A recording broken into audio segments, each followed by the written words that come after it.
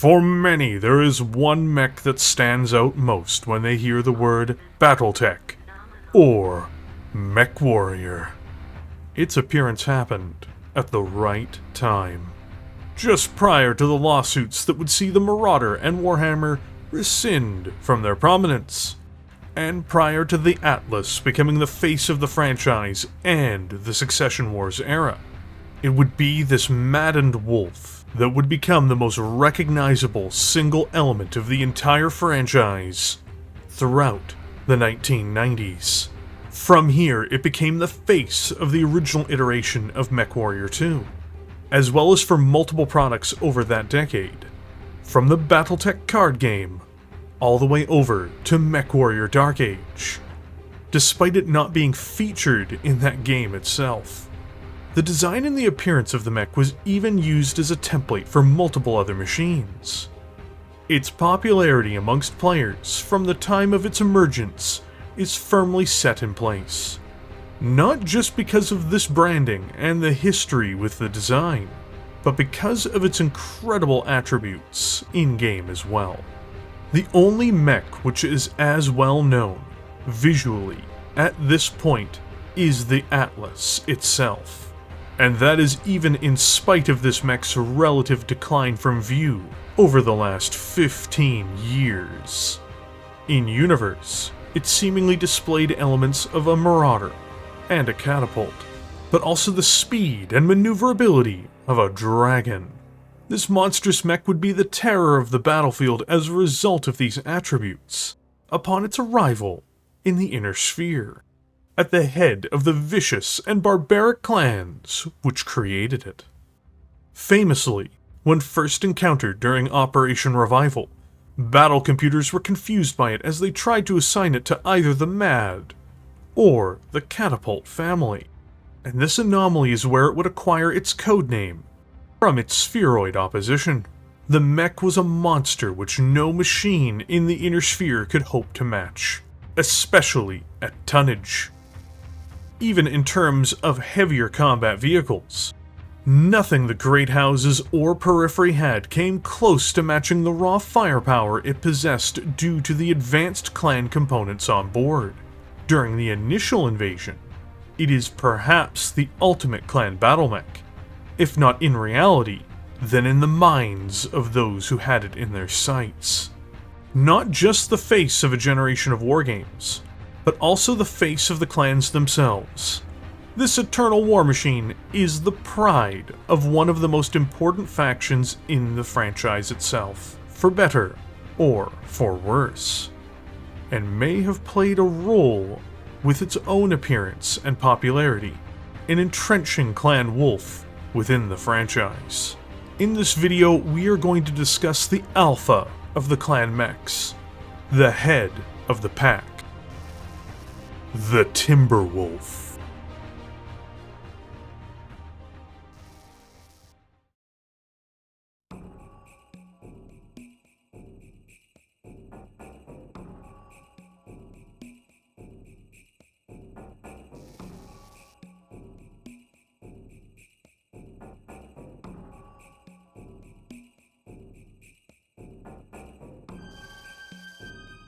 The road to Operation Revival and the clan invasion is a long and winding one.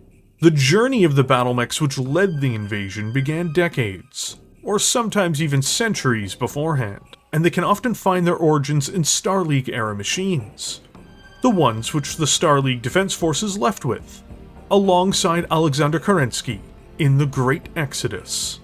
The Timberwolf is no different, but it is a development whose origins don't follow in line with what the Inner Sphere originally assumed. Its ancestry ironically does not lay with the Marauder or the Catapult, as one would assume, and instead finds its design is based on a pure clan tech machine. One of the earliest clan Omnimechs ever manufactured, in fact. Once Omnimechs appeared on the scene in the Kerensky cluster, as a result of Clan Coyote's revolutionary design, the Coital, it became a race for almost every other clan to acquire this powerful and flexible technology for themselves. This single mech and innovation radically changed the nature of warfare and logistics on the cluster, and would be the foundation of almost every major, innovative clan design going forward. The other clans would take this advancement and apply it to their own battlefield experiences, creating Omnimechs of various sizes and roles. War machines like the Summoner, Mad Dog, Executioner, and a slew of others had their foundations from this era, this Golden Age. The legendary Timberwolf would appear sometime afterwards, but its clan of origin, Wolf, did not envision the mech that would come to dominate the imaginations of military thinkers in the Inner Sphere for over a century after Operation Revival, during the Golden Century itself. Because Clan Wolf would start their own adventure into Heavy Clan Omnimech specifically, with a controversial choice, in a war machine known as the Woodsman. Like the Star Adders, the Wolves are renowned for their long-term planning and preparations, and this applies to their Battlemechs as well. Other clans are often known for improvising, or rushing Battlemechs and other war machines to completion out of desperation, and there are certainly multiple examples of this. Sadly, many of which come from Clan Hell sources. But there are others as well. In some cases, regardless of their rushed nature, these become major successes, and in other instances, they are left in the rubble of history. But being one of the most powerful clans in the region the Exiles now called home, the Wolves would cautiously approach their Omnimech ambitions, seeking to create the ultimate heavy Omnimech. What they would get instead was a mech which was very out of date even before it began being manufactured. The Woodsman is a 75-ton heavy mech, and had it been born in the Inner Sphere, it would have been viewed as an unstoppable colossus of a Battlemech, moving at the tactical and operational speed of an Inner Sphere heavy mech, in an era and region where heavies amongst clans were simply becoming more mobile. This heavy fighter and its pilots quickly found themselves often in extremely undesirable situations. The design would linger for some time, but the writing was on the wall sooner than some might expect after its introduction in the 29th century. More specifically, this primordial war machine would begin to walk off the assembly lines from Clan Wolf Site 2 on Strana Mechdi in 2866. It is noted that these machines were overmatched frequently by more agile mechs of a similar tonnage, like the Summoner, as well as other new generation Clan heavy mechs. Understandably, Clan Wolf faced down Clan Jade Falcon often, the inventors of the Summoner, and quickly found trouble in doing so. But this just opens up the net problems with the mech as a whole. The most dangerous predators it would square off with would actually be Clan Assault Mechs. Being so sluggish for this new era of Clan Heavies meant that it couldn't strategically or tactically avoid machines like the Warhawk and other assaults, which would completely overmatch them in the main fields the Woodsman participated in, which was firepower and armor. Worse still, the Woodsman moved, without the assistance of its mask, at the same speed as these giants, making its situation all the more perilous when it came to challenges and duels. Functionally speaking, in the clans, for the new era of conflict in the Golden Century and beyond, Battlemechs that don't utilize the most up-to-date technology smartly will find themselves with little room to exist. The dual-based systems of political and social advancement mean that having an economically effective war machine that doesn't overcommit might be great for traditional standing armies, but they are disastrous for cadres of duelists whose victories matter much more than wars of attrition. While the WAD 1 does try to get some enhanced mobility over what its standard engine can provide, with the addition of the aforementioned mask, this is a poor substitute from being able to consistently and reliably move at speed.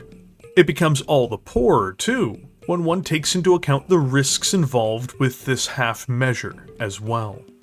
Masks are best used when either pushing a mech well beyond a tonnage-enforced barrier to higher speeds, or when attempting to drive a lighter design to the absolute fullest.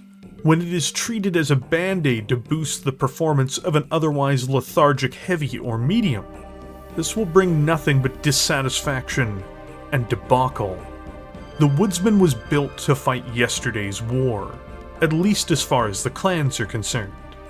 Strangely, if the Woodsman had been built at scale for the clan invasion, it likely would have proven to be a war-winning design at the time, as its strengths were in its simplicity and reliability. It was relatively heavily gunned for its weight, it didn't invest in the most costly clan tech available, and it was, as a result of the latter fact, relatively inexpensive to build and maintain. But alas, it would not be so. The Woodsman, simply put, shortly after it debuted, was not strong enough to fight assault mechs, and not fast enough to keep up with heavies. Despite some early successes, the machine was just not a mech for the generation, place, and doctrine of the children of Kerensky. It was born too flawed for it. The Woodsman would become functionally extinct as well before the clan invasion. Though some small attempts have been made to resurrect it in more recent times, it is still an obscure mech to be seen. From this failure, however, 3 Battlemechs would emerge, all of them borrowing elements of the Woodsman for themselves, while all discarding its key weakness. 2 would have glaring faults of their own, despite their own virtues. The Gargoyle and Naga are both cut from the Woodsman, but weigh in at a slightly heavier 80 tons, and embody distinct and flawed approaches in their own right. But there is a successor. The third one. The eldest one. Which many would argue is as close to a perfect heavy mech, at least in its intended roles, as is possible. The most dangerous of the Woodsman's offspring would not be a snake, or a stone creature from mythology, nor would it be an ancient woodcutter. No, its ultimate successor, and one of the most outstanding war machines in history, is the Timberwolf.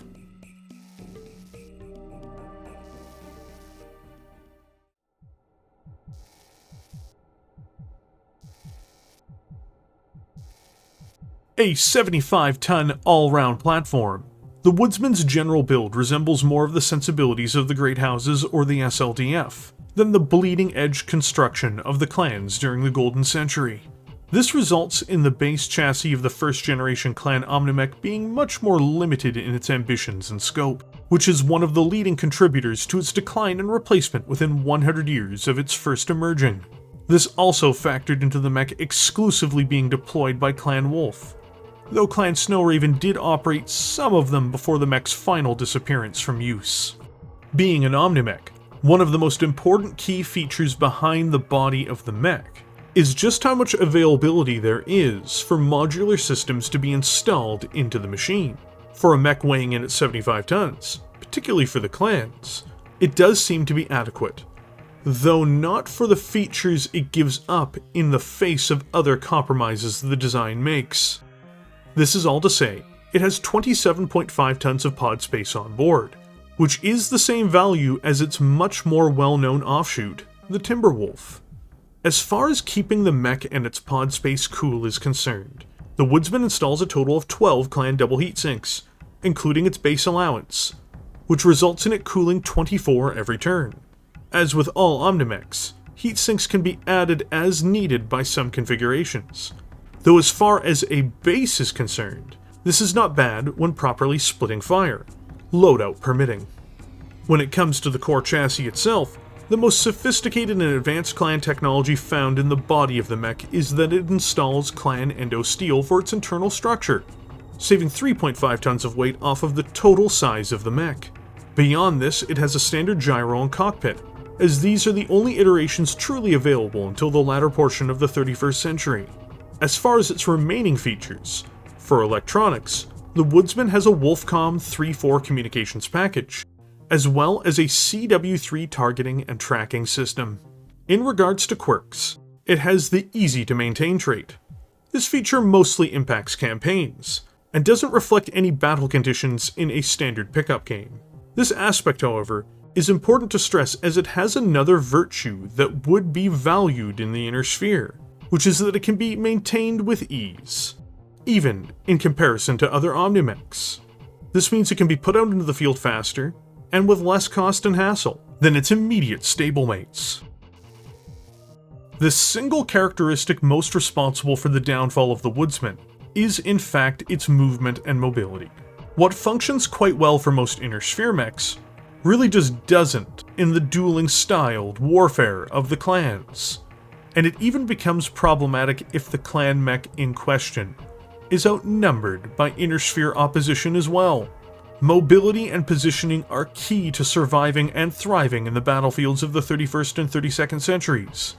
And to be blunt, the Woodsman just does not excel at this. Indeed, this is bluntly put, a liability in the context of the mech when facing off against its peers. But it's not to say that the mech doesn't have virtues.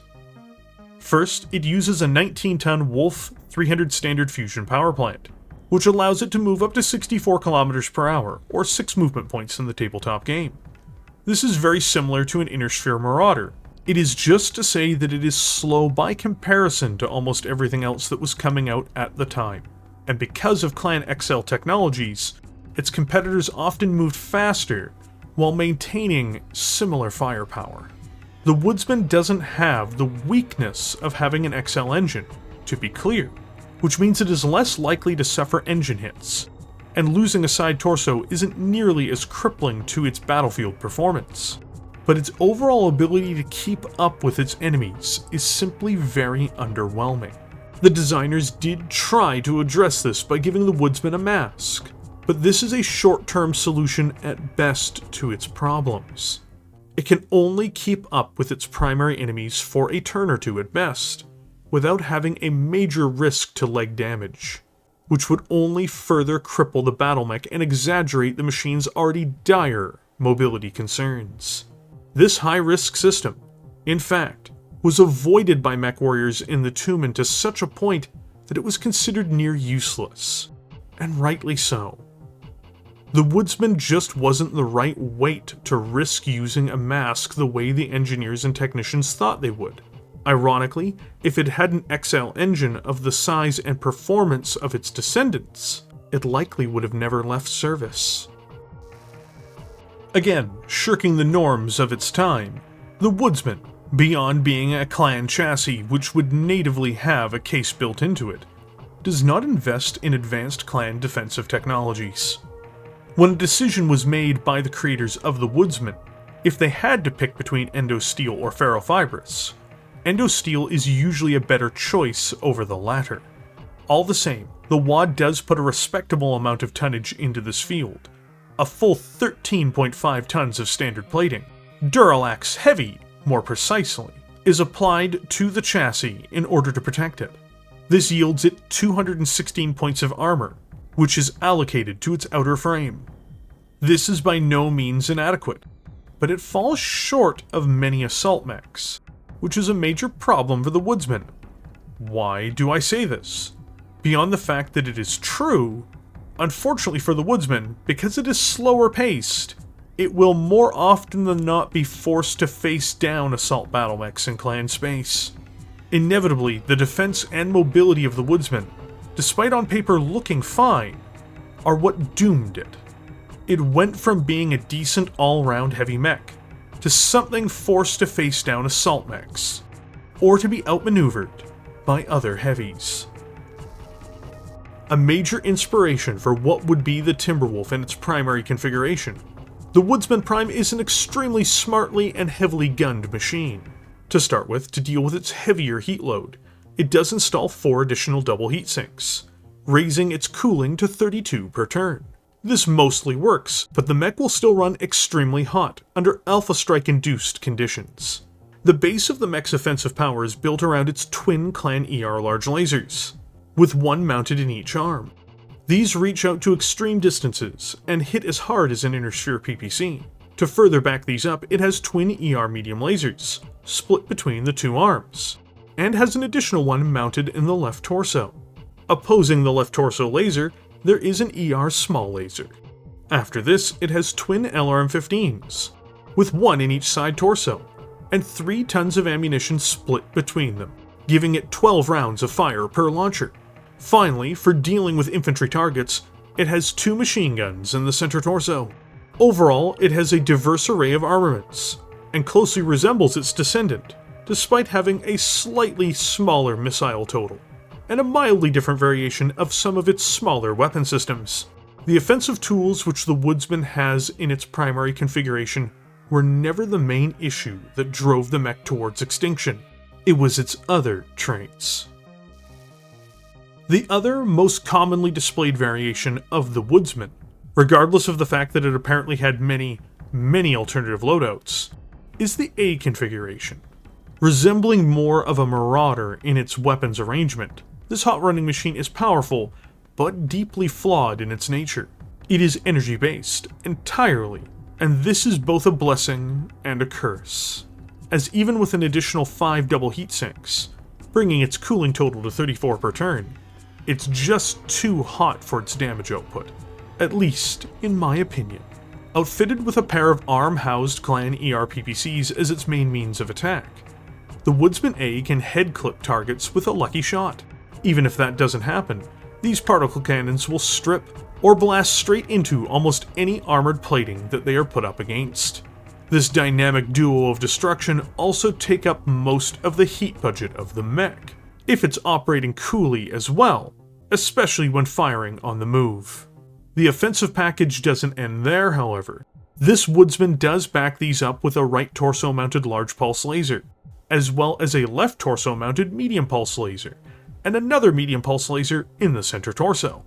To complete this set of light-based attack mechanisms, there's an ER small laser, just in case.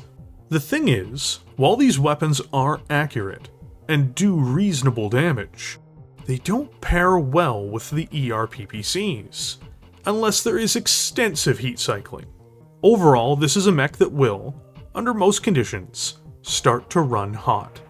And when it's already relatively slow for its weight and size, this can prove to be a troublesome issue for anyone piloting it, especially in a duel with other clan mechs, which are already pressing their advantage in the realm of movement.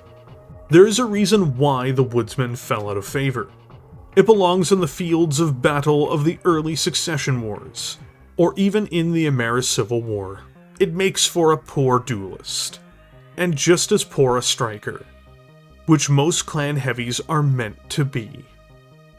There is no blitzkrieg coming with the Woodsman, and that would be fine were it fighting anywhere else.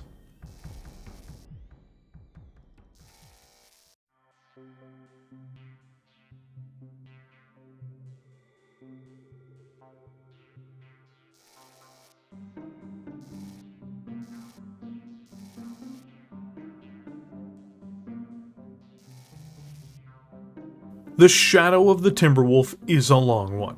When this Battlemech first appeared in the 30th century, it would be considered a game changer, or revolutionary, even in the Kerensky cluster. In the first half of the century of its genesis, with the Woodsman doing more than showing its age, Clan Wolf would begin an initiative to replace the deteriorating and beleaguered Battlemech which had been so carefully crafted during the Golden Century. Whatever replaced it within the Tumen would have to be something which learned from the mistakes of its predecessor. And learn the Wolves did. What would become the Timberwolf was something particularly more sophisticated than what had come before. So this would be solved in their new Battlemech by embracing Clan XL technology. Clan Ferrofibrous would also be indulged as well, and what appeared on the other side of this process was a vicious war machine. One which retained the very heavy firepower potential and durability of the Woodsman, but now had the speed and maneuverability of a Summoner or Hellbringer. The appearance of the mech would morph dramatically as well. While its cousin design, one which would emerge later, the Gargoyle, retained much of the humanoid elements of the WOD series, the Timberwolf would take a new approach. The torso would be salvaged, but changed. The missile racks, for instance, went from within the core of the mech into independent pods on a higher level above the frame, and its humanoid legs were replaced with something much more closely resembling a catapult or marauder. When the new concept's transformation was complete, a war machine which was very alien, yet very familiar to the original, now stood ready to tackle the enemies of Clan Wolf, at least once it was actually produced. The Wolves finally had a vicious killer that was up to standard in the heavy mech bracket. One all their own, and one which would dominate any competition it came across.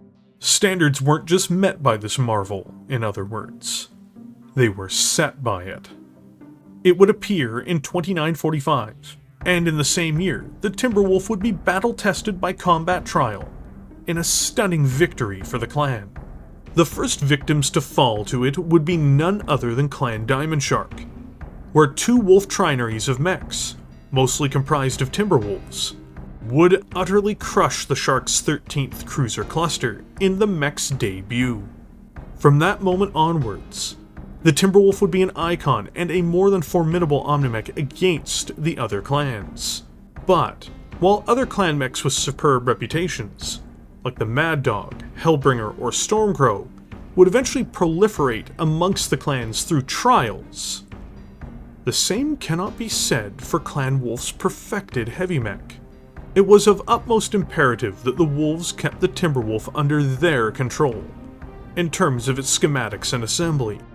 They'd realized how much of a prize they'd managed to put together, and knew full well that should the other clans acquire it for themselves, it would be a strategic defeat for their clan.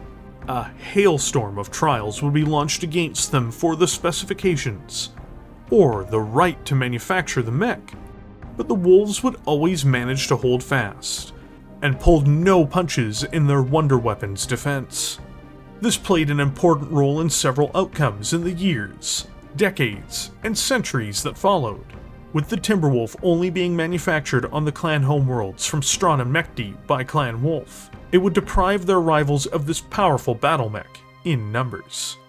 The Wolves weren't beyond trading Timberwolves though, or providing repair parts for them, but only they held the keys to its production. This meant that other clans rarely had them in any numbers in their own inventories, which weakened them in comparison to Clan Wolf, but also weakened them in later joint operations. By keeping an iron grip on this Battlemech, they helped secure their own position. The cost of this would become clear during Operation Revival, otherwise known as the Clan Invasion. All the same, this seeming hybrid of a Marauder and a Catapult, despite having no true lineage to either of those Battlemechs, was a true terror in the Kerensky cluster, and as events in the homeworlds unfolded, eventually resulting in Operation Revival, it stood nearly unchallenged as the king of the battlefield.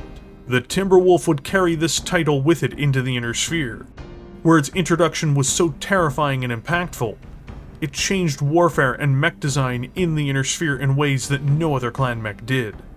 There, it would be christened with a new name, and one which people in both real life and the Inner Sphere often know it more by.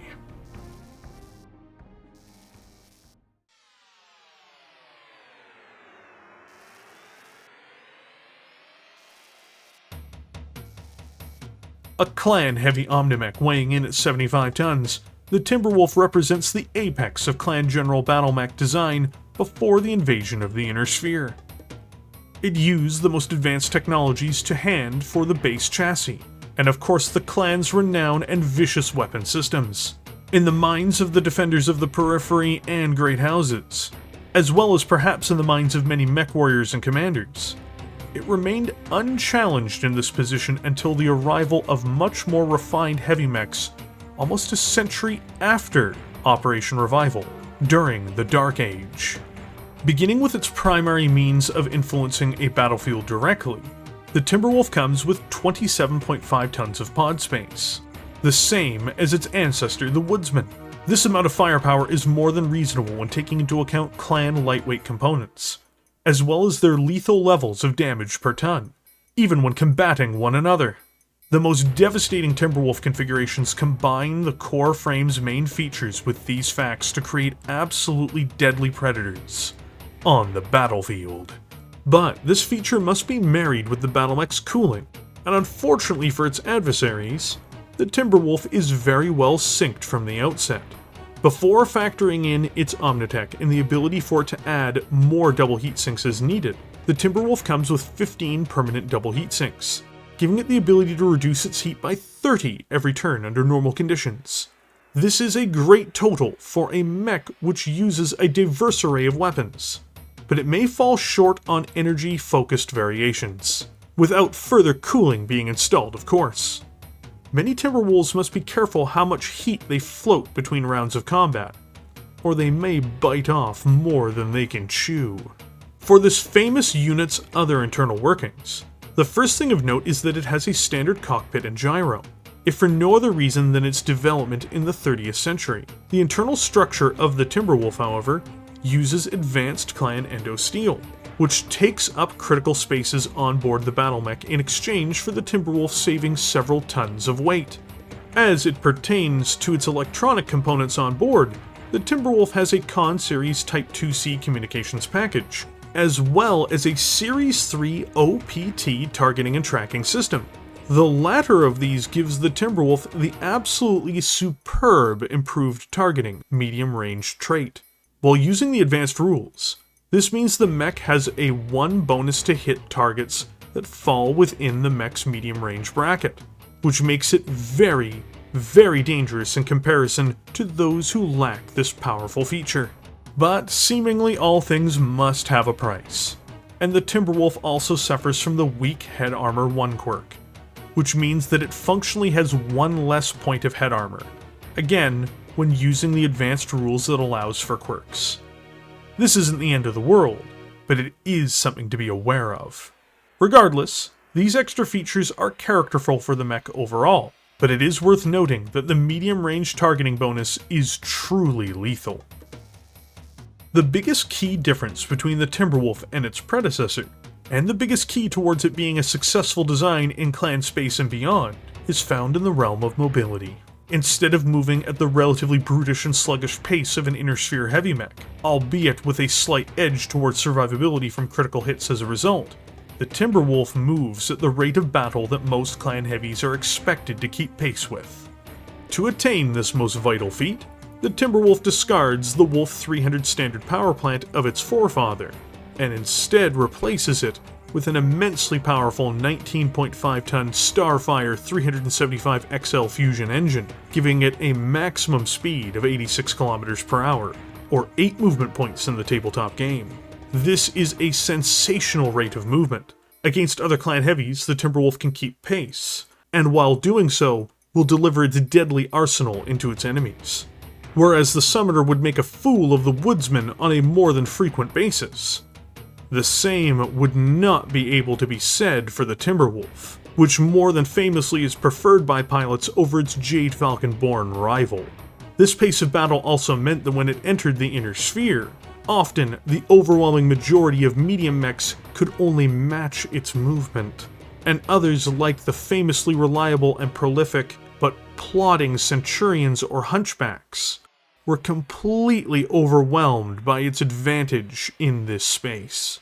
The mobility granted by the 375XL engine is its sword and shield, and any command utilizing this mech, or standing in opposition to it, should be wise to remember just how important both position and movement bonuses are.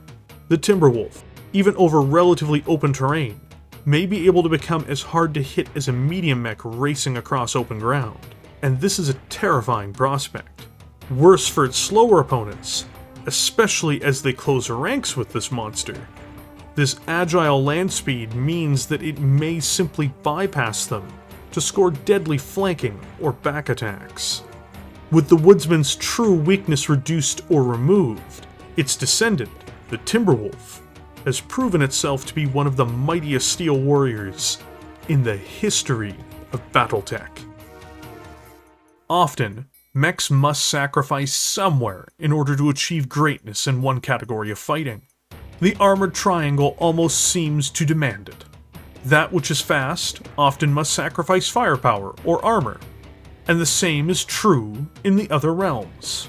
Clan technologies, however, skew this, and as a result, the Timberwolf is one of the best, well-rounded battlemechs ever constructed, because it does not in fact cede its defense, or even its firepower, to fix the weakness of its ancestor. While the Timberwolf does invest slightly less tonnage into armor than the Woodsman, it actually has more points of protection overall. And this is due to its composite A2 ferrofibrous plating. This Battlemech sports 12 tons of this material, and yields it 230 points of armor, actually making it more durable than the Woodsman, which spent 1.5 tons more on its armor. The mech also, of course, benefits from the clan case system as well, making it much harder to remove from the battlefield from a single ammunition explosion, assuming it hasn't taken grievous damage elsewhere. Overall, the Timberwolf is a rugged, tough war machine, and when factoring in its speed, which grants it the ability to relocate out of trouble, it is far more survivable than many wish to admit. In essence, it is fast, durable, and dangerous. The core virtues of its chassis are only further enhanced by its absolutely vicious and murderous configurations. The most recognizable variation, and the most prolific one of the 31st century, of the most iconic battlemech of its time, the Timberwolf Prime is a battlemech that defined a generation of combat, both in-universe and without. It's also noteworthy that it is this configuration, which is the source of the Timberwolf's Inner Sphere name, given its resemblance to both the Marauder and Catapult, not only because of the mech's physical appearance, but because of the blending of the two loadouts, whether intentional or unintentional, by the clan Wolf engineers and technicians. To begin with, the Timberwolf Prime installs 2 additional double heatsinks, upping its total cooling to 34. This is vital to the operation of the Battlemech, as when combining the Wolf's weapon systems, things can begin to get hot, and you'll soon start to see why. In order to hit targets out at long ranges reliably, as well as to punch holes at almost any range, the first major set of weapon systems on board the Prime are a pair of Clan ER large lasers, with 1 in each arm. These, as you already know, hit as hard as an Inner Sphere PPC, but they also have an exceptional range, going past the limits of even a Gauss rifle or ER PPC. Their drawback is that they get quite hot, generating 12 points of heat per volley of fire. The Prime can handle this heat load independently, of course, but when combined with all of its other armaments, things can start becoming thermally challenged, to say the least. The secondary weapons in the arms are a pair of Clan ER medium lasers, which have good range and hit as hard as Inner Sphere large lasers. These, combined with its Clan ER large lasers, will more or less reach its heat limit before things begin to overflow past its cooling capabilities. However, there are other primary systems on board, with 1 mounted in each side torso. The next real hard-hitting systems the Prime has is its iconic pair of Clan LRM-20 launchers, with 6 rounds of ammunition each. These do impressive levels of damage, and are scatter-based in terms of their distribution of impacts, letting them work in tandem exceptionally well with its large lasers. The drawback is, while it won't critically overheat, it must weapon cycle when firing these with the large lasers every turn or two, or risk losing movement points due to overheating. Still, it's a potent combination, and one which is more than precarious for the targets of its wrath. With all of that, we get to the last offensive tools at this Canid's disposal, which are all found inside of the main body, the torso. Let's start with the heaviest remaining weapon. In the left torso, the Timberwolf possesses a medium pulse laser, which is accurate and helpful for dealing with fast, smaller targets. Just as important, though not always reflected on the tabletop, it has twin machine guns, which allow for it to hose off infantry forces that might try to ambush or overwhelm the Battlemech, especially in dense terrain environments. It does have a full 200 rounds of fire for these guns as well, so they are unlikely to run dry in an entire deployment unless they are needed extensively. Overall, the Timberwolf Prime is very powerful, but not as invincible as the fables may say. Its LRM ammunition is very limited and can be a major drawback. It also isn't particularly optimized in terms of its heat sinks, and can overheat easily if recklessly used.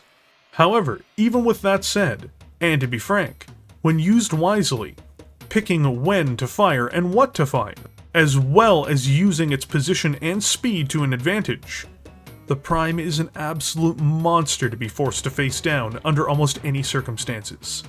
At long range, it rips into targets with its large lasers, and then its missiles. Clan LRMs have no minimum range too, so even if the enemy gets the drop on the mech, it can unleash hellish barrages in close anyway.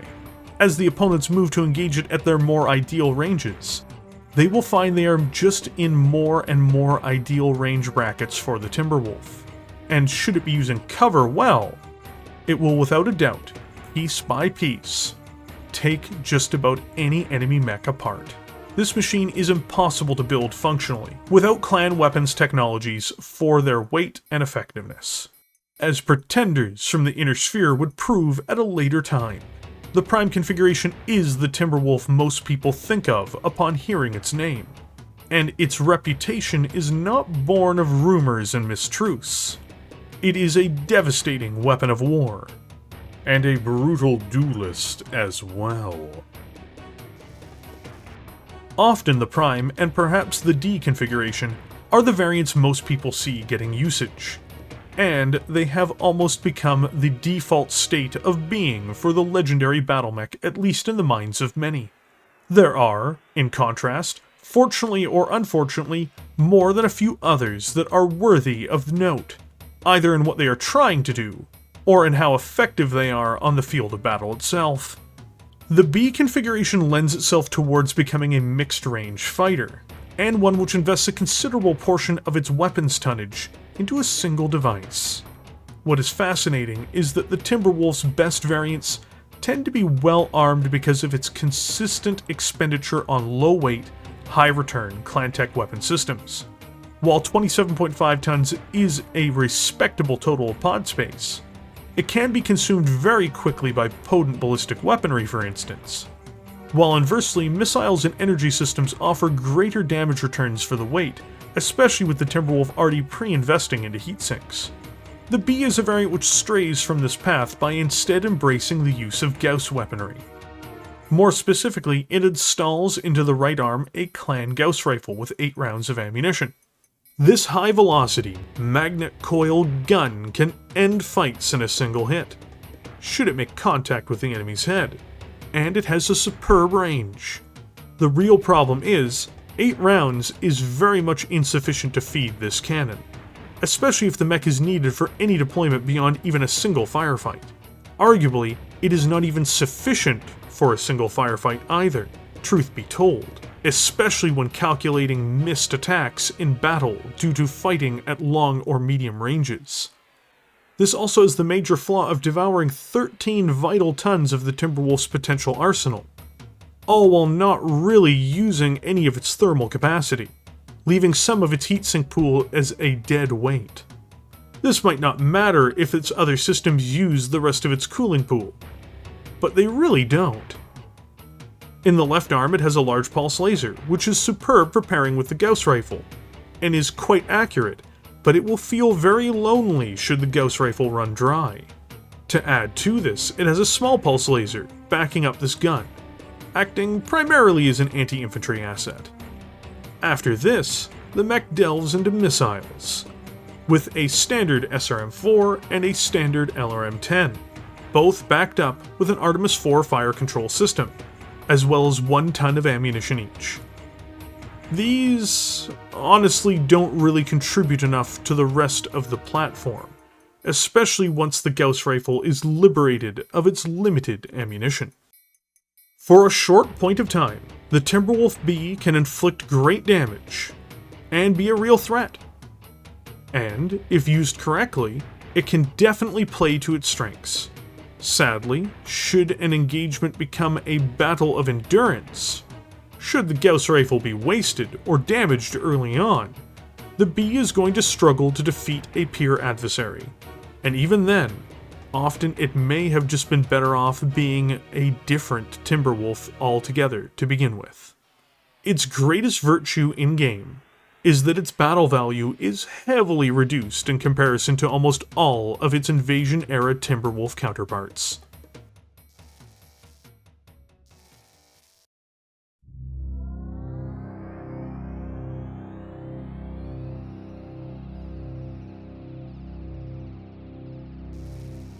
Phelan frowned heavily as the computer sharpened and tried to label the image of the new mech.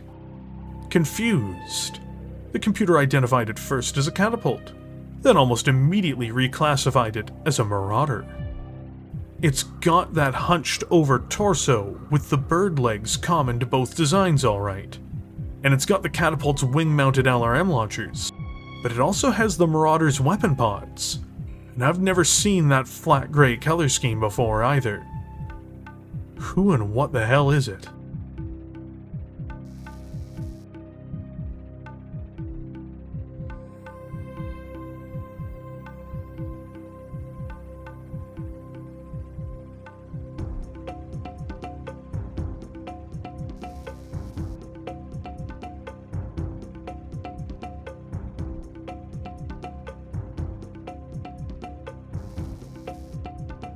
While doubtlessly the Timberwolf is unlikely to be the first clan mech truly encountered by the forces of the Periphery or the Inner Sphere with the launching of Operation Revival from the Kerensky cluster, it is the first officially recorded clan battlemech to be classified and documented.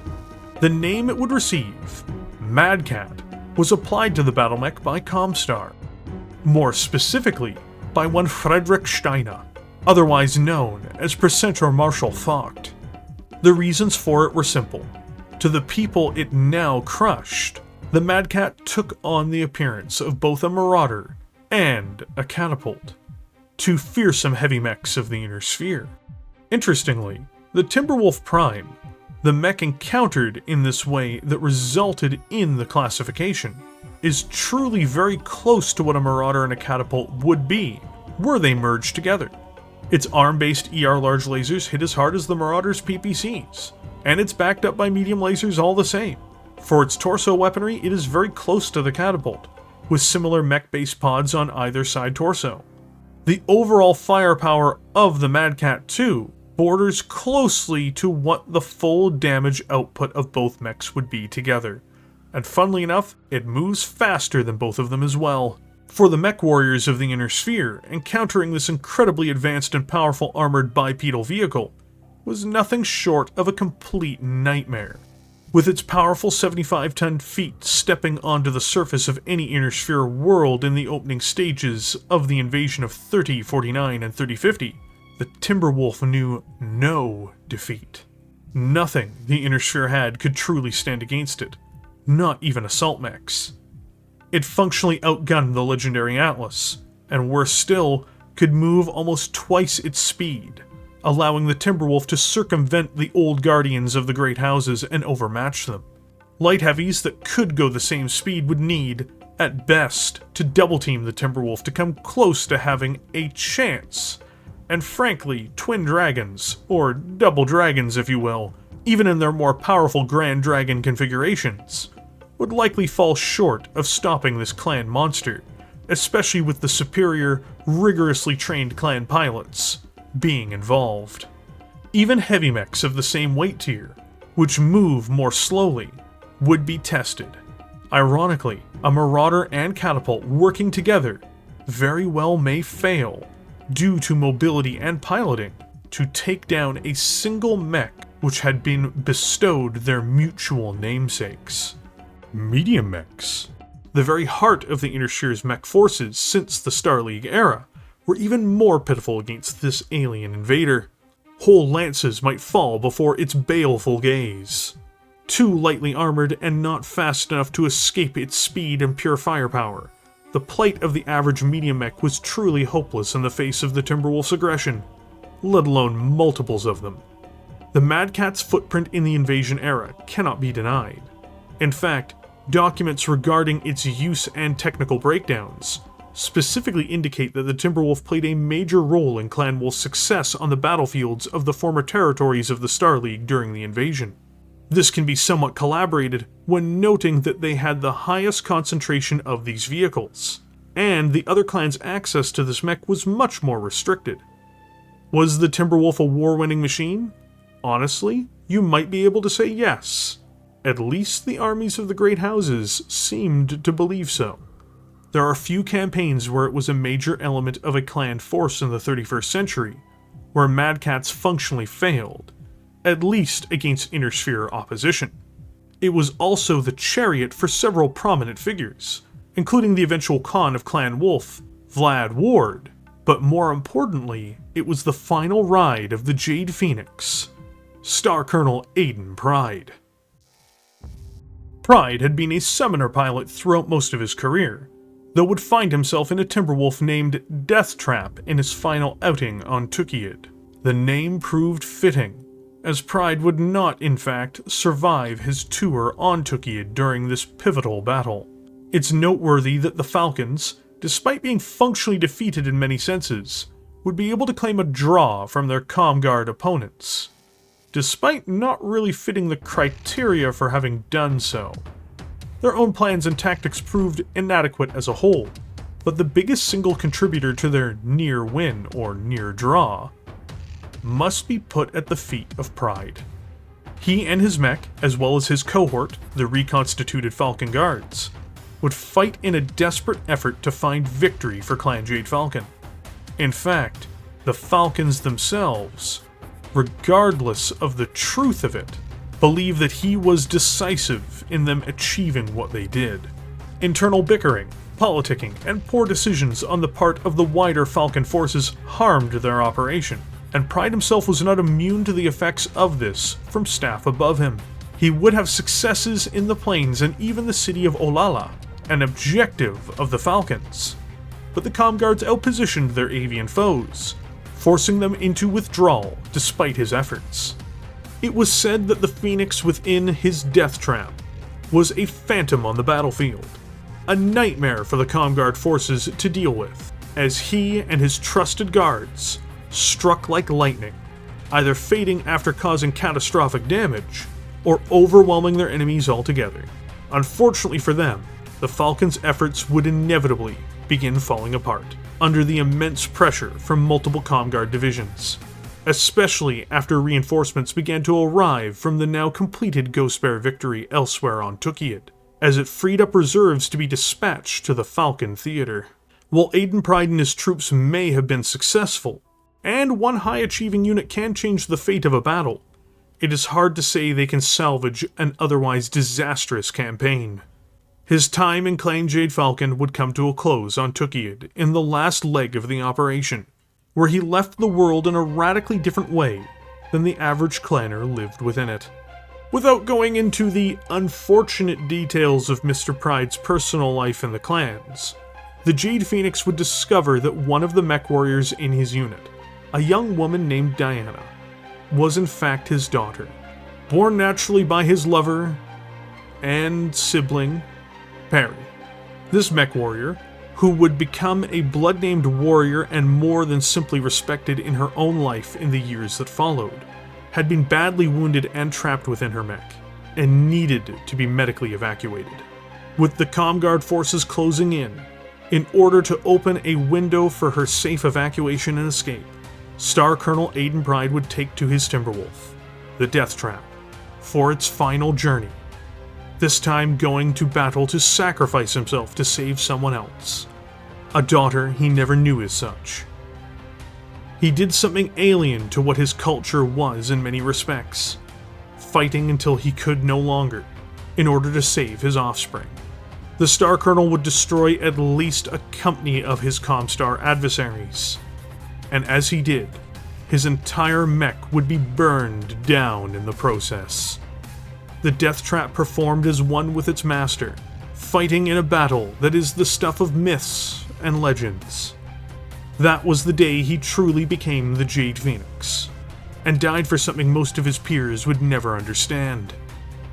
The Deathtrap was so badly mauled that the only functional component left on board by the end of the battle was a single ER small laser. The site of this engagement would be left standing, never to be salvaged, with the mechs he destroyed and the Deathtrap left as a monument to his sacrifice. His remains were returned to Clan Jade Falcon after the battle. The mech that scored the killing blow on him, which is officially uncredited, is said to have been a lowly Stinger.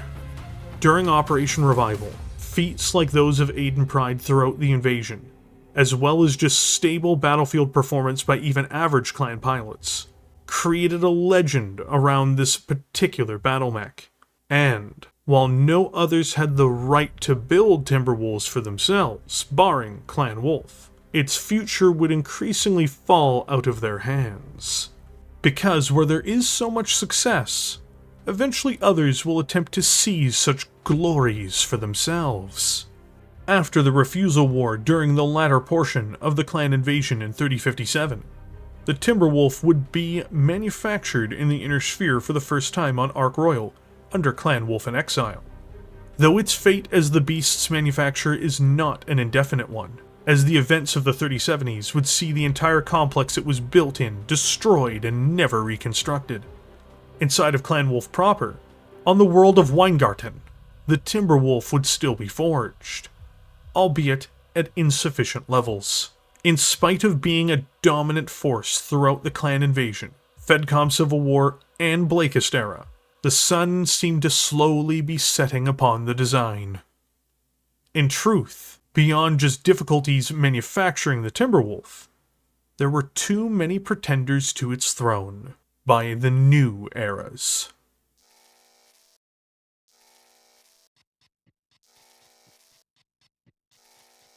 One of the most frequently seen, along with the Timberwolf Prime, the D combines long-range punching power with devastating close-range barrages. It is also very obviously the chief inspiration for the Savage Wolf Prime, a Sea Fox machine which mimics the Timberwolf lineup quite heavily. It is a simple but brutal take on the Timberwolf's pod space. To start with, the mech installs a pair of Clan ER PPCs with one in each arm. These hit as hard as Gauss rifles, but together they will meet the mech's heat threshold just by firing. This is for the most part fine, as these weapons are used by the mech while it is running and gunning at range, before it begins making its ever more dangerous approach. Each strike, should they not hit the target's head, will punch holes into armored plating or worse, and that plays into its next weapon package. It has 4 side torso mounted Clan Streak SRM6 systems, with 2 facing forward and 2 facing backwards. If I'm honest, I would rather see these all facing forwards. But these missiles will do incredible levels of sandblasting on targets all the same, either diminishing or destroying them depending on how badly they've been maimed up until that point by the ER PPCs. These have 45 shots between the 4 launchers, and are extremely powerful. As a finale, it has an ER small laser mounted into the center torso. The D configuration is extremely dangerous, and should not be underestimated. The personal ride of Aidan Pryde, the last mech he would stride out in, the Deathtrap is a modification of the original Prime configuration, which attempts to add in some of the extra mobility of the summoner in order to allow Pryde to embrace some of the features he was used to. This Death Dealer may have slightly less weaponry than the Prime configuration, but the extra mobility serves it well. To start with, it installs 1 additional double heatsink on board, bringing its cooling total to 32 instead of the Prime's 34. Next, it goes on to install 4 jump jets, and to be more precise, it is 2 in each side torso. This allows the Deathtrap to leap up to 120 meters in a single bound, or 4 movement points in the tabletop game. This also gives it additional flexibility, in particular when crossing through difficult terrain. In fact, these jets played a major role in Pryde himself being able to cross through rivers and other obstacles when facing off against the comm guards through the Tukayyid campaign. When it comes to armaments, it is very similar to the Prime, though it does shed the anti-personnel systems the traditional Prime has on board.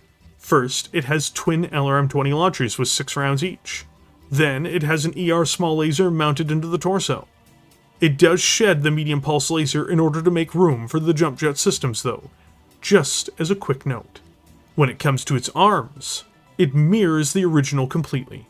Twin medium lasers and twin large lasers, divided between the two limbs, make up its main laser complement on board. They pair well with its missiles, but overall, Pryde's ride does run a bit hotter than the traditional Timberwolf. Inevitably, he traded out some of the mech's cooling package, as well as most of its smaller torso weapon systems, in order to install the mech's jump jets, and banked on his abilities as a pilot to cycle his weapons and fight smart to get a maximum return on his battlemech in combat. By all accounts, this trade-off paid off, as the comm guards would be able to attest. The Deathtrap is perhaps one of the most relevant custom configurations of a battlemech in history, given how wildly it helped swing the Battle of Tukayyid, a campaign that should have been wholly lost, in Jade Falcon's favor. This is the face of Jade Falcon's survival, and the gateway to something new. The Deathtrap, also known as the Pryde, is also perhaps the mech that best reflects the Timberwolf growing past just being known as a pure clan wolf machine. Power, speed, firepower, and mobility all came together with this particular mech, despite some of its shortcomings in stamina. A marvelous machine for an incredible warrior.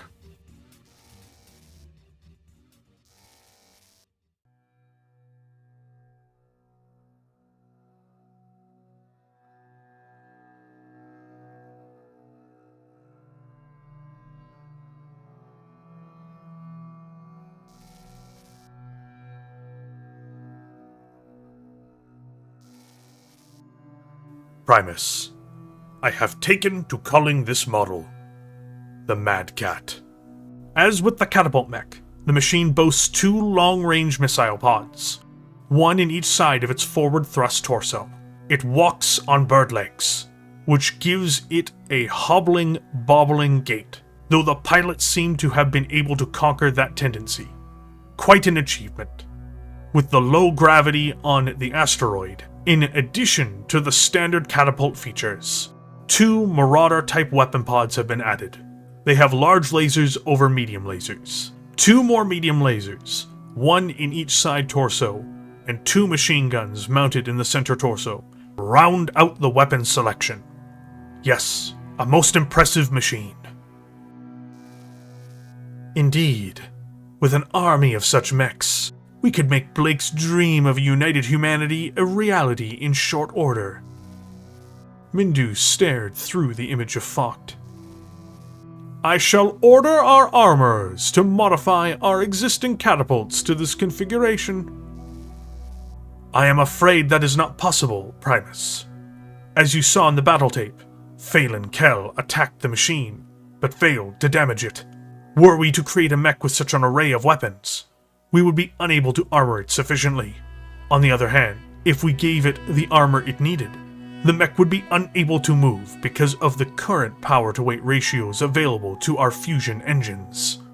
In short, either this mech has an incredibly light but durable armor, or it has a power plant of a design surpassing anything we have to offer.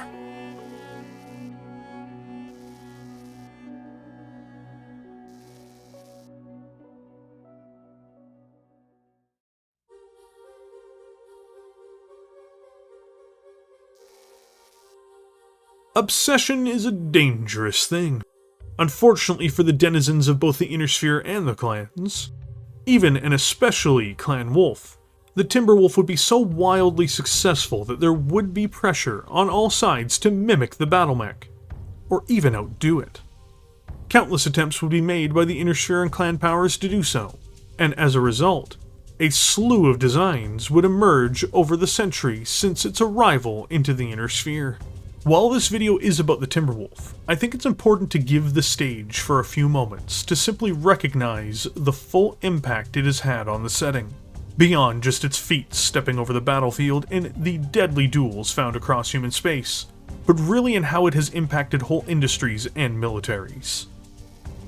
For the Inner Sphere, Primus Mindu Waterly wished to see the mech mimicked, immediately, only for Presenter Marshal Focht to shoot down the idea wholesale, expressing the specific problems with technological limitations as compared to the clans. But there was an understanding that it would be almost impossible to mirror what the mech had been, and it was foolish to make such an attempt. But this didn't stop General Motors within the Federated Commonwealth putting together a badly mutilated Marauder deviation named the Rakshasa. While I have covered this mech in the past, it's important to mention its place in the Timberwolf story here. General Motors would assemble a Battlemech that was a shadow of what the Timberwolf was, and it was reflected in its general reception and battlefield performance. Interestingly, especially as clan technologies have become more available across the Inner Sphere, this Inner Sphere attempt to do as Prometheus did and steal fire from the gods merely resulted in becoming the meme of, "We have the Timberwolf at home." But the attempts don't stop there, nor do they stop with the Inner Sphere. Let's cover Clan Wolf's own adventures into replacing the Timberwolf. The first major attempt to replace or ape the Timberwolf from within the clan itself would come in the form of the Battlemech known as the Linebacker. A major problem that Clan Wolf found during the initial invasion was that their Timberwolf Omnimechs, when deployed in mixed stars, would struggle to keep up with medium combat assets like the Stormcrow or Ice Ferret.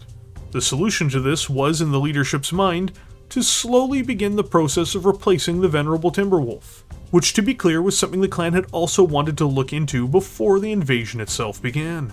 And now they would have a new Battlemech known as the Linebacker to do just that.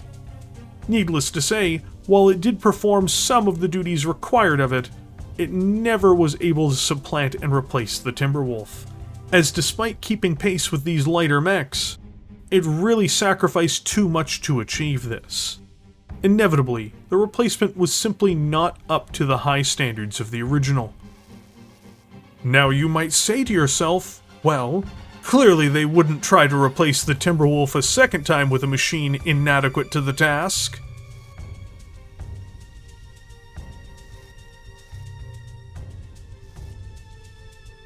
The Warwolf would be Clan Wolf's attempt in the 32nd century to replace the aging Timberwolf again, though this time not over its inability to keep pace with much lighter combat forces. This would be a new mech for a new era, and would utilize new technologies. By most accounts, regrettably, the Warwolf, despite being awarded to Rystars, which is strange given its quality, is a deeply flawed battlemech in a multitude of ways. It would not supplant nor replace the Timberwolf after its introduction, and no one is surprised by this, given what the Warwolf is. The final attempt by Clan Wolf to somewhat mimic the Timberwolf is somewhat of a success, but it is because it is a mech which is much larger, and has a different role on the battlefield, and that mech is the Alpha Wolf. A 90-ton monstrosity, this mech shares much of the Timberwolf's appearance, but it doesn't have the same overall function as a mech on the battlefield.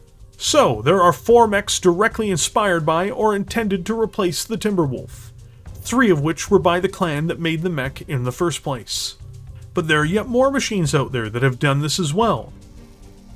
In fact, Clan Seafox created 3 of these Battlemechs for distribution to both clan and Inner Sphere organizations, using the Mad Cat's name and appearance for marketing. The Mad Cat 2 is a 90-ton assault mech. It is a non-Omnimech monstrosity built by Clan Diamond Shark or Seafox, depending on how you'd want to spin it, during the Federated Commonwealth Civil War era. And it is, in its base form, a Gauss platform that does little more than look the part. It's a stupendous vehicle in its own right, but it was never meant to compete with the Timberwolf or replace it. It was meant to be sold to clients who didn't know any better and just liked the look and feel of the Mad Cat. The Mad Cat 3 is another shameless use of the name, and is a medium mech heavily themed on the Timberwolf Prime. Once more, the mech was built to exploit the look of the Timberwolf, and was meant to be sold to the Inner Sphere as much as it was to the clans. Finally, the Mad Cat 4, or Savage Wolf, was a Sea Fox and Jade Falcon attempt in the Dark Age to wholly replace the Timberwolf, creating a war machine which was very much its doppelganger, yet utilized new technologies. Eventually, the Falcons would be on the outside of the project, but the Sea Foxes brought it to completion. Interestingly, in spite of the Savage Wolf having its own genuine merits, it has very distinct weaknesses as well. It would be hard to say that even it, a machine from the late Dark Age, truly supplanted or surpassed the Timberwolf proper. For all of these concepts, all of these engineering marvels, they have tried to walk in the Timberwolf's shadow, and as of yet, none have stepped out from it.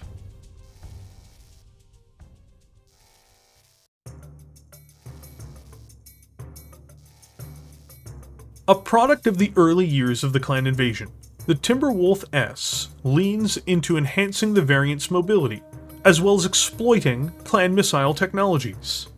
Spending 5 precious tons on additional jump jets, this Mad Cat can leap up to 150 meters, or 5 movement points. This level of jumping is very impressive, as it generates an optimal defensive bonus when the mech takes flight to its fullest distance. And this extra layer of maneuverability greatly enhances this configuration's vicious close quarters capabilities. First, the Wolf has 3 pulse lasers installed. 2 medium pulse lasers are found in the right arm, and a single large pulse laser is found in the left. All 3 work great in close, and are very accurate, while the large can reach out to longer distances to harass its intended victims on the way in. These offensive systems also are used to focus stronger impacts on armor plating, to reduce or strip them away, before the real finishing attacks come in, from its secondary weapons. Because mounted on the torso is not just a pair of machine guns and an ER small laser, which are most certainly not very impressive unless facing off against infantry. But what is there, which is much more impressive, are 4 SRM-6 launchers that are primed to launch their entire cataclysmic salvo in a forward direction. These SRMs are divided between left and right torso, and when unleashed on a weakened opponent, they will be a hailstorm of death and mayhem against even the strongest of Battlemechs. The S is fast, agile, and heavily armed for close-range fighting. It is a superb asset in any forest, built-up area, or even the right-hilled locations. Both Innersphere and Clan Mech should fear being struck by the storm of SRMs and pulse lasers it can unleash. A lesser-known variant from just after the invasion, the N configuration resembles a true Mad Cat, more than most other configurations of the era. It does this by installing an additional double heatsink, bringing its cooling to 32, and from here it has 2 Clan ER PPCs, with 1 in each arm, mirroring the Marauder, but having the extra range and punching power of Clan technologies. To then further back this up, it has the Catapult's LRM-15s, and mirrors the ammunition total of 8 rounds per launcher. Twin medium pulse lasers are then installed, with 1 in each side torso for accurate close-range backup fire. Finally, to deal with infantry forces, something the clans had to deal with in much larger numbers in their invasion, it has 4 machine guns, which are devastating to use against unarmored ground troops.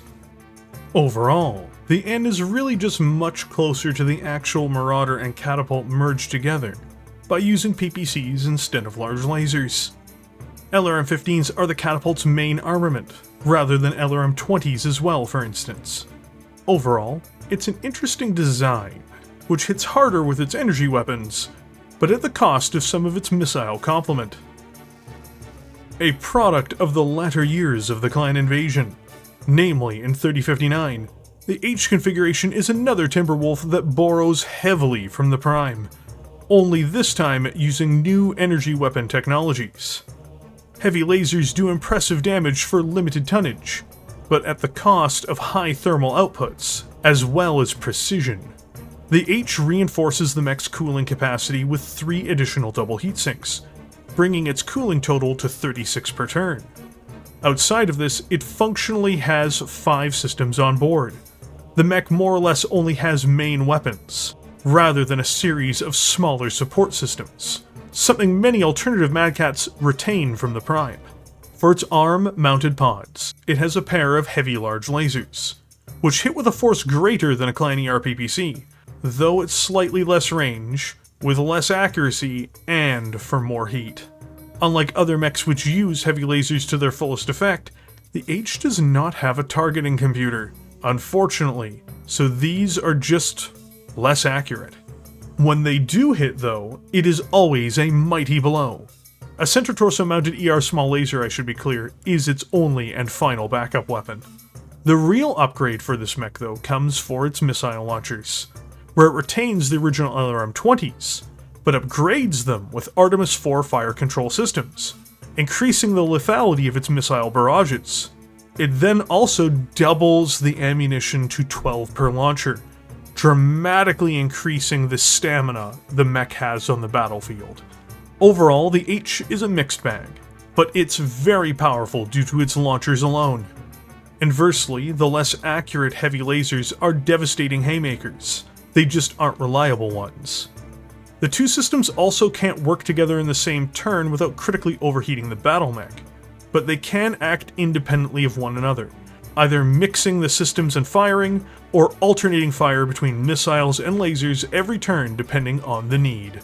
Overall, the H is dangerous, but it will require a thoughtful Mechwarrior and commander to get the most out of it.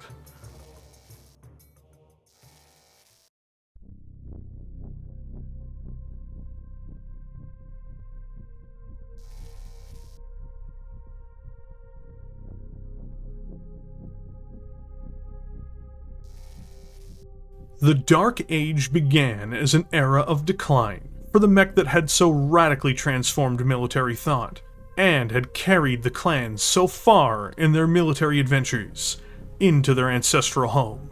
With the separation from the homeworlds from the Wars of Reaving, large numbers of Timberwolves and the parts used to fix them that were imported from the region vanished.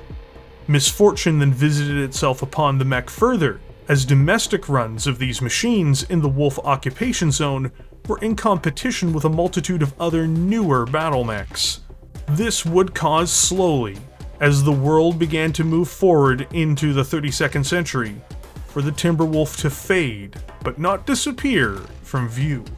Another contributing factor behind its lack of prominence, now being several hundred years old, having more limited production capacity, and being in competition with other mechs for resources and even deployments, was Clan Seafox. The Seafoxes would flush the market eventually in the 3130s with their brand new Savage Wolf. This new machine was billed as being more advanced and superior to the original, especially with its ferro-lamellar armor. The Mad Cat 4 would be found in the Republic and other Inner Shore powers too, and it did perform well. Notably, it even became the personal ride of Alaric Ward himself, the Khan of Clan Wolf, and the head of the clan that manufactured the original Timberwolf. In a twist of irony, this mech, and the Mad Cat 2 and 3, were viewed internally, with the Wolves, as being bastardizations and thefts of their original work. It sullied the Timberwolf in many ways, and as a conclusion to all of this, a more prominent replacement once again began being looked for. After the creation of their empire in parts of the Lyran Commonwealth and Free Worlds League, the Wolves would look towards a new model, a new iconic design, which we mentioned prior, the Warwolf. None of this, however, really lasted. The importing of Savage Wolves continued. The manufacturing of flawed mechs like Warwolves over the original Timberwolf would only last so long.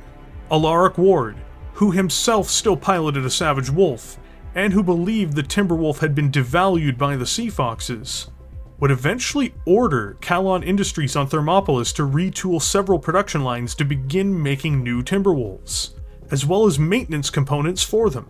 In other words, it all eventually would come back to the Timberwolf, as if a cycle had been completed. Regardless of the feelings of those in control of the clan, the truth was it had never been replaced in the Tumen, at least not effectively or affordably. So in this late stage of the setting, in the wars across the frontier of the Wolf Empire and the new Ilclan itself, amongst savage wolves and warwolves, an old soldier still marches, and one which is frankly better prepared to do the heavy lifting. It is a tried and tested design.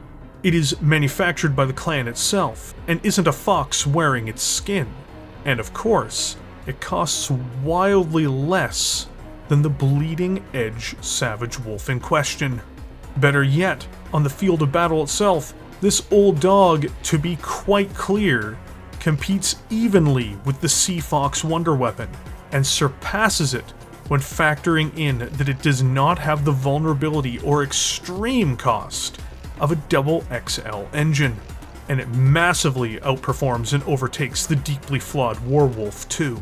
To see the Warwolf as the Timberwolf's peer is a rejection of reality on the part of the engineers and leaders who made it.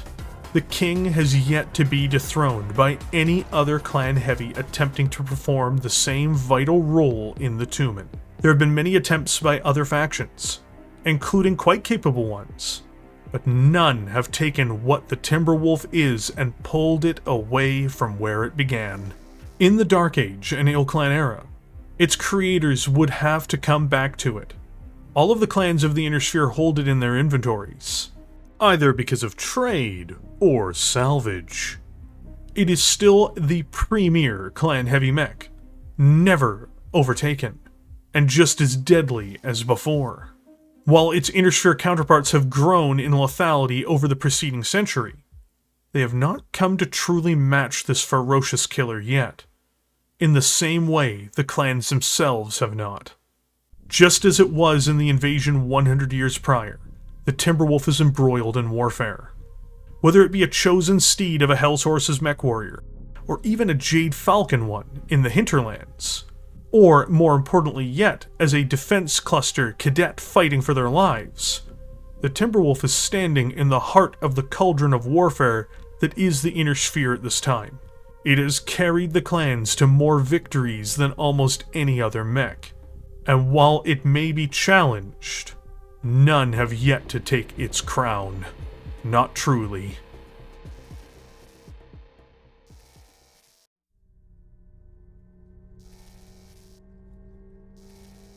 A late Dark Age era alternative combination for the Timberwolf's pod space, the T configuration is an attempt to replicate the Prime once again, though this time for a new age. It does this by pivoting the model to be a dedicated, long-term missile boat. On the equipment side of things, it does install 2 extra double heatsinks, bringing its cooling total once more to 34. After this, there only remains the weaponry to discuss. For its side torso mounted LRM launchers, it retains its 20 packs. However, these are augmented by Artemis V fire control systems, a superior upgrade over the old Mark IV. The Mark V Artemis means that its missile bombardments are even more devastating. What's even better is that it has 18 rounds of ammunition per launcher, rather than 6, or even the 12 the H configuration has. This means that the T can stay in the field, perhaps even for multiple engagements, and all it has to do is simply launch volley after volley of missiles into its enemies. Because so much of the tonnage is dedicated to this task on the Battlemech, it does beg the question, what had to change? Well, the ER large lasers are dropped in favor of 2 improved medium heavy lasers, with 1 in each arm. These hit just as hard, but have a much shorter range, which makes sense, given the mech's focus on missile fire at further distances, rather than laser fire, which is reserved for protecting itself in close. It then retains a pair of ER medium lasers in the arms.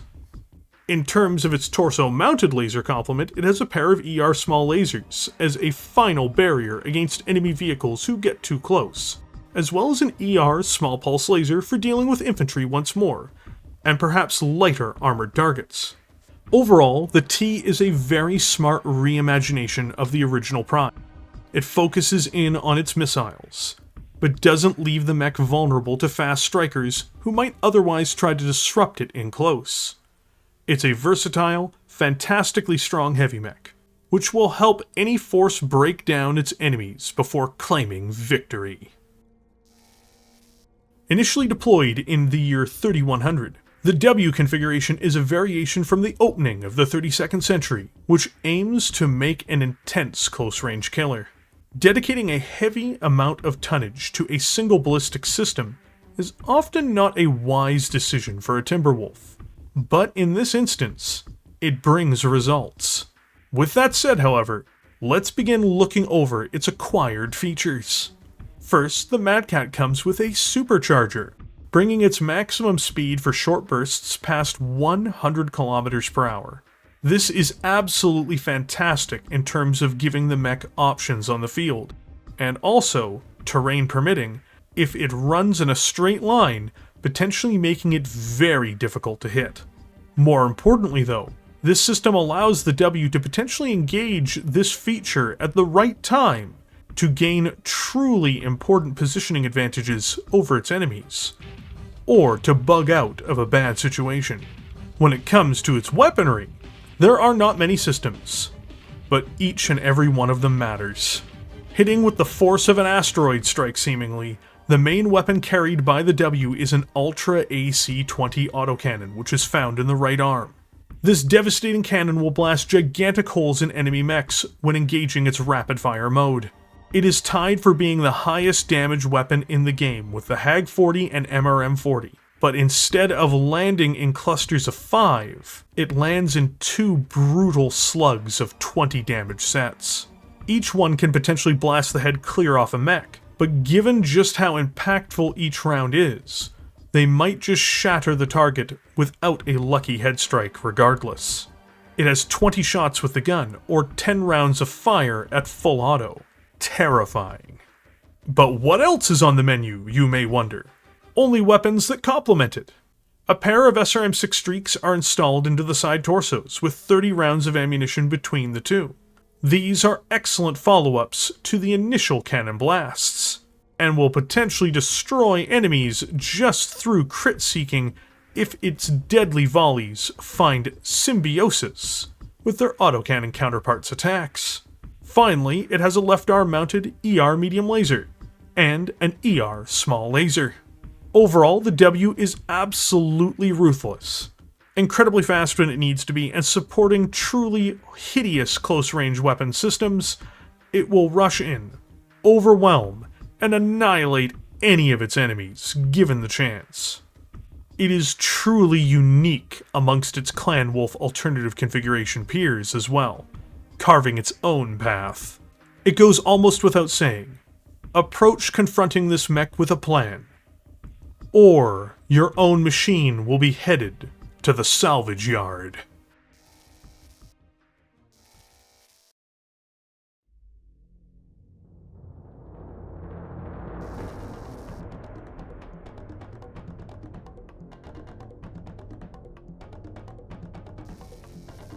What more can be said about a mech so influential, so effective, and so beloved in-universe and without, that it rivals the very king of the monsters, the Atlas, in terms of its importance to the setting and to the franchise as a whole.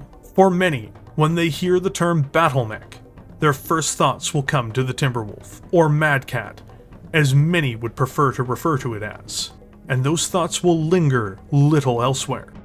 It is perhaps why so many variations were made of the mech, particularly starting with the Mad Cat 2, and then later Mechwarrior Dark Ages Mad Cats 3 and 4. It is almost inescapable. It is a mech that acts as more than just a face of Clan Wolf, or even as the clans as a whole. Despite no longer being used as the poster child of the franchise in its entirety, for an entire generation of fans, the Timberwolf is Battletech and Mechwarrior. In universe itself, the Mad Cat is near unchallenged in its place amongst military vehicles. There are few Battlemechs that will appear on the other side of the field that are so common, yet are so influential on the outcome of a battle. It does not take Aidan Pryde to have one of these monsters guide the hand of fate towards a favorable conclusion to the side that it is on. The silhouette of this mighty dog, looming on one side of the battlefield, is a sight to behold. Formations of entire stars, binaries, or trinaries have appeared historically, and have overwhelmed numerically superior clan mech forces in the past, such as the very first engagements the Timberwolf ever participated in, against what was then Clan Diamond Shark. For the warriors of the Inner Sphere, it is a mech to be feared, but also one to be coveted. The reason for the Sea Fox's successes with the Mad Cats 2 through 4, financially, can be traced quite clearly to spheroid pilots. Feeling the name and look alone is enough to embrace whole Battlemech designs, and they are willing to pay almost any price to salvage a Timberwolf and have the parts to make it operational for such pilots is truly an achievement, whether it is during the clan invasion or the Dark Age and beyond. Its very name, both its true one and the label the Inner Sphere graced it with, hold power over the minds of all who hear it, and they imagine this monstrosity's power for themselves. Clan Wolf's evolution of the Woodsman is, if not the ultimate Battlemech, then the ultimate heavy mech. The engineers and technicians who built this predator would surely take pride in the fact that their beast has prevailed as a master of all that have come before it for over 200 years, as of the Ilclan era. A mech so strong that the successes of an entire campaign from the clans during the opening of their wars against the Inner Sphere were laid at its armored, bird-like feet. As to quote Technical Readout 3050 Upgrade, much of the credit of the Wolves' success during Operation Revival must be laid at the feet of the Mad Cat. Inner Sphere Mechwarriors found their equipment woefully inferior to the deadly Omnimech. It is little wonder that the Mad Cat quickly came to symbolize the clan technical superiority. With the establishment of the Ilclan and the rapid technological progress of the forces of the Inner Sphere, perhaps the story of the Timberwolf from here forward will be that of a once unstoppable beast, brought low by enemies who learned from it, and took away its great advantages, both in technology and in pragmatic engineering and outfitting. But who is to know? For now, the Timberwolf stands tall, as a testament to the warriors who piloted it, struggling for their end goal of a new regime on Terra, one ruled by the descendants of the Exodus. Many have tried, but none have as of yet brought this 75-ton giant low. It remains unbowed and unbroken. And when the day does come that it is no longer the case, when it is finally overtaken and cast down from its place on high, that place will never be forgotten. It will be remembered for what it was. The mech and its pilots have cemented themselves in history for all time. This is the mech of champions, even in defeat.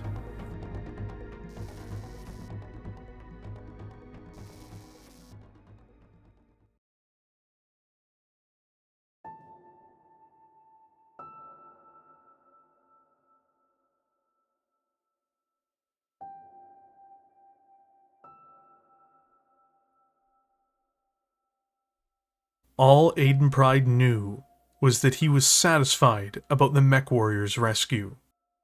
That was enough. There was no time now to consider anything else. When a cluster of missiles exploded against the Timberwolf's right leg, he felt it shift a bit. When he tried to make the leg move, it did not respond. What did it matter? He had nowhere to go. He wondered how much ammunition he had left. "To your right, Aidan Pryde. 15 degrees," Cale Pershaw said. Aidan fired. "A good hit. Good, a head hit. That is one down." It was a rifleman. "Now, 25 degrees the opposite direction.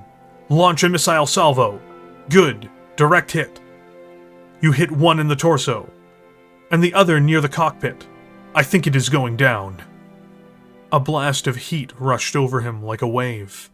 The targeting system for his right arm weapons shorted out. Then the one on his left. He was out of missiles. Another hit on his leg made the surface of his Timberwolf seem to shudder, but it did not fall. Kale Pershaw's voice had stopped. Aidan discovered that the small laser in his left torso still worked. He kept firing it.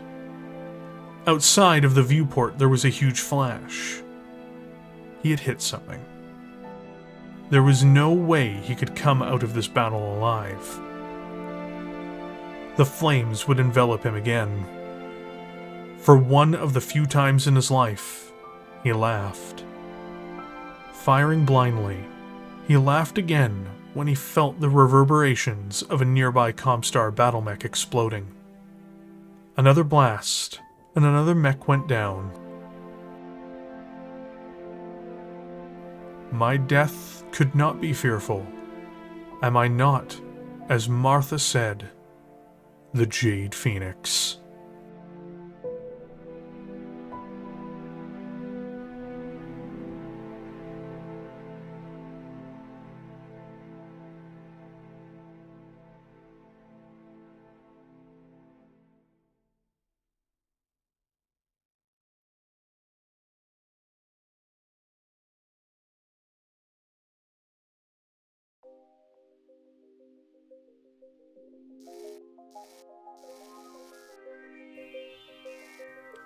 Thank you for joining me here today. Dare I start my notes at the end here with this? Let us begin. If you enjoyed this content, have you considered liking the video and subscribing to the channel? I've got way more content here about Battletech beyond just this, and you'll enjoy it, I'm pretty sure. This was definitely one of the more difficult scripts for me to write overall. I actually got so bugged about it early on, I took a break for several days, which inevitably was bad just because of how YouTube works, but it was worthwhile just to clear my head and come back at it from a different angle. As many people know, I'm not really a fan of the faction material directly related to the Timberwolf, so I wanted to really delve into the mech respectfully, without really going over the content in a way which resulted in me shredding Clan Wolf's main storylines. I'm not happy to do it, and I don't think Wolf fans would be happy to hear it. I'm just not interested in making negative content like that. So instead, while I did talk about Wolf in regards to its direct impact on the mech itself, as is appropriate, I wanted to cover what the responses to the Timberwolf were. I wanted to talk about how it impacted the world of Battletech, and some of its most famous moments, like Aidan Pryde's last stand. If you're looking to grab one of these devils in plastic, by the way, there are more than a few options to get them. One, you could grab the Wolf's Dragoons box set, and the others would be if you grab the Clan Invasion box set, or even the Alpha Strike starter box. I'll have links to these products in the top pinned comment to this video, and that pinned comment will also include links to every single one of the resources I use to make this video. Resources, for example, like the Golden Century, Technical Readout 3050 Upgrade, Recognition Guide Volume 5, Battletech Legends, and the Battle of Tukayyid. And more than just that, if you count the novels and other resources too, it'll all be listed there. Beyond that, I'm going to be looking forward to getting to the 3055 content. We've only got a few mechs left in the way, and then some cool Dark Age designs before we plow headlong into a huge pile of war machines. You can expect a ton of 15-minute videos on these mechs, for the most part, just because the 3055 Battlemechs aren't quite as storied, for the most part, as a lot of the 3025 and 3050 machines. Oh, and an important point here in the outro, I wanted to give a bit of a shout out to Sven Vanderplank as well. Sven has done some incredible videos, and I've been fortunate enough to lend my voice to a few of them.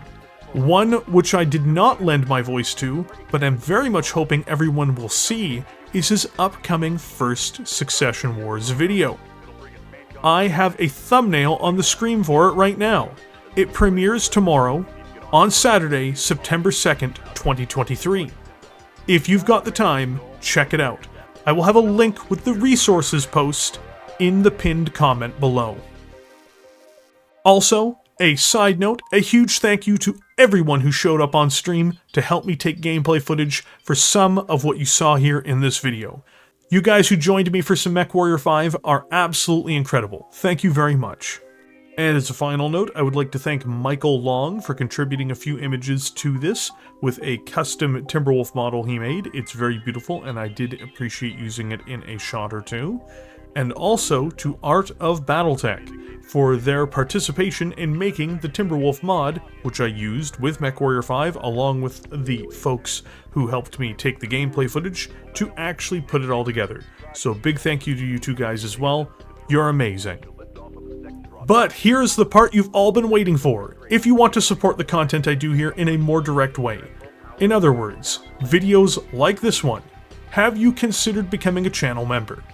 When you become a channel member, you make these videos and others like it viable, and I can't thank you enough, because this content is really only made possible because of viewers like you. And with that, what did you think of the video? What do you think of the Timberwolf itself? Let me know in the comments section below, and I will catch you all there.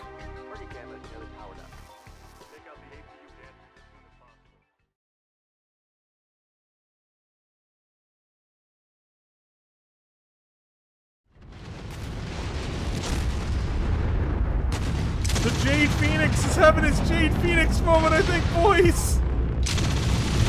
Oh, no!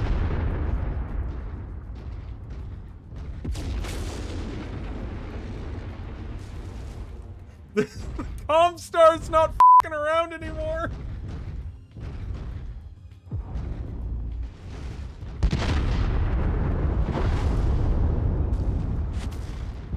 This is ending up exactly like the actual Battle of Tukayyid.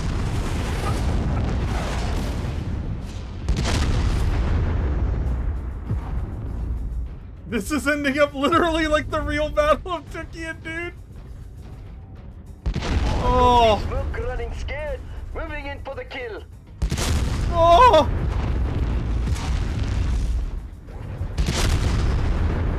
There's still an Atlas over there too.